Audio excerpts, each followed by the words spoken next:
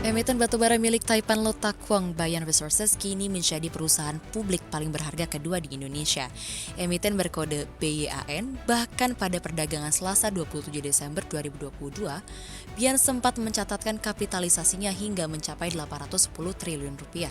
Berbeda dengan mayoritas saham yang biasanya ambles pasca Kamdet, saham Bayan malah semakin bergairah sejak saham perusahaan dipecah awal Desember lalu dengan rasio 1:10 dari 94.500 menjadi 9.450. Saham Bayan telah menguat lebih 157% sejak awal tahun. Penguatannya bahkan mencapai 766%. Hingga akhir kuartal ketiga tahun ini, Bayan mencatatkan rekor pendapatan dan laba bersih. Laba bersih dalam 9 bulan pertama tahun ini mencapai 24,81 triliun rupiah. Hingga penutupan perdagangan Selasa 27 Desember, saham Bayan Resources mencatat kapitalisasi pasar 780 triliun rupiah, melampaui posisi kapitalisasi pasar BRI yang hanya 738,9 triliun rupiah. Mengutip daftar konglomerat versi Forbes secara real time, kekayaan Lotakwang naik 5,3 miliar dolar Amerika Serikat atau sekitar 83 triliun rupiah, yang setara dengan 21,9,6% menjadi 30,8 miliar dolar Amerika Serikat. Posisi Lotakwang dalam urutan konglomerat terkaya di dunia pun naik dari urutan ke-49 menjadi urutan ke-43.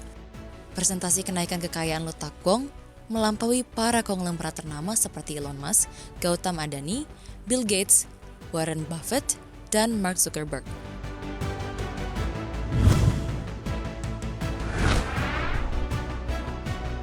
Kondisi 2023 bakal menantang. Ekonomi tahun depan diramal bakal lebih lambat dari pertumbuhan ekonomi di tahun ini.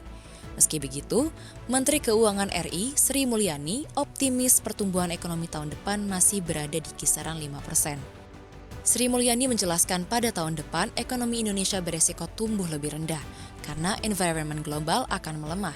Hal tersebut menurut Kementerian Keuangan secara tidak langsung juga akan mempengaruhi kinerja perekonomian Indonesia ke depan. Kendati demikian, pemerintah masih optimis tentang adanya harapan pertumbuhan ekonomi Republik Indonesia. Optimisme ini timbul dari usaha hilirisasi sebagai komoditas tanah air yang sedang dilakukan. Selain itu, kekompakan dalam menjaga inflasi juga turut mendorong pergerakan kinerja ekonomi ke depannya.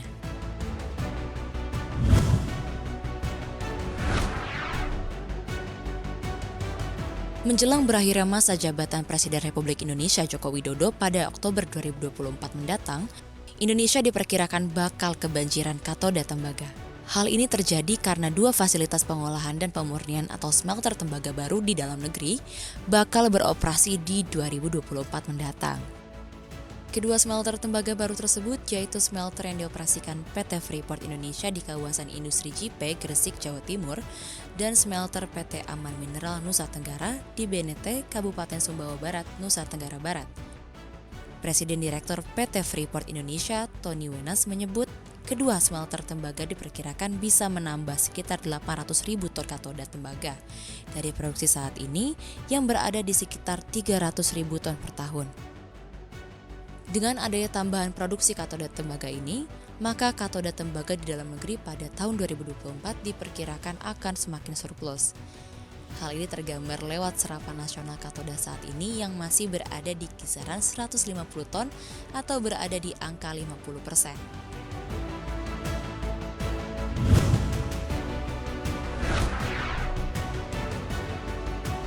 Fenomena pemutusan hubungan kerja atau PHK masih terus berlanjut jelang akhir tahun. Berdasarkan data layoff.fyi, periode 1 hingga 27 Desember 2022, sektor ini melakukan PHK terhadap sekitar 9.015 orang di seluruh dunia. Jika diakumulasikan sejak awal tahun sampai 27 Desember, jumlah karyawan startup dan perusahaan teknologi besar yang dipecat sudah mencapai 152.000 orang. Gelombang pemecatan paling banyak terjadi pada November 2022 yang mencapai 51.489 orang. Penyebab gelombang PHK ini adalah situasi dunia yang kian memburuk, dikhawatirkan akan memukul perekonomian dalam negeri dan berujung kepada PHK yang semakin meluas. Pemburukan dari dampak pandemi COVID-19 terhadap perekonomian yang belum berakhir, semakin memperparah dengan lonjakan inflasi yang tinggi di berbagai negara, pengetatan likuiditas dan suku bunga yang tinggi, stagflasi, gejolak geopolitik, climate change, serta krisis yang terjadi pada sektor energi pangan dan finansial.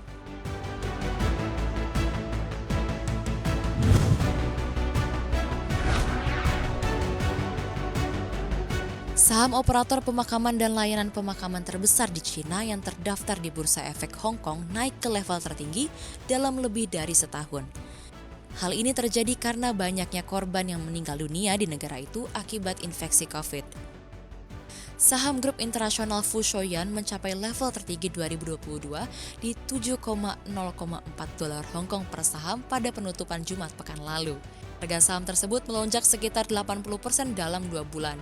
Level ini cukup berbeda bila dibandingkan pada akhir Oktober lalu yang mencapai titik terendahnya sejak Februari tahun ini, dengan berada di level 3,9 dolar Hong Kong per saham.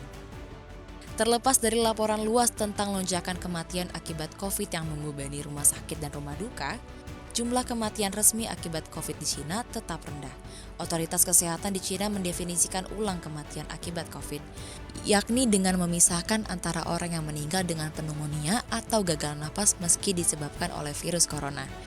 Kebijakan ini kontras dengan sebagian besar negara lain yang menghitung setiap kematian yang disebabkan oleh COVID.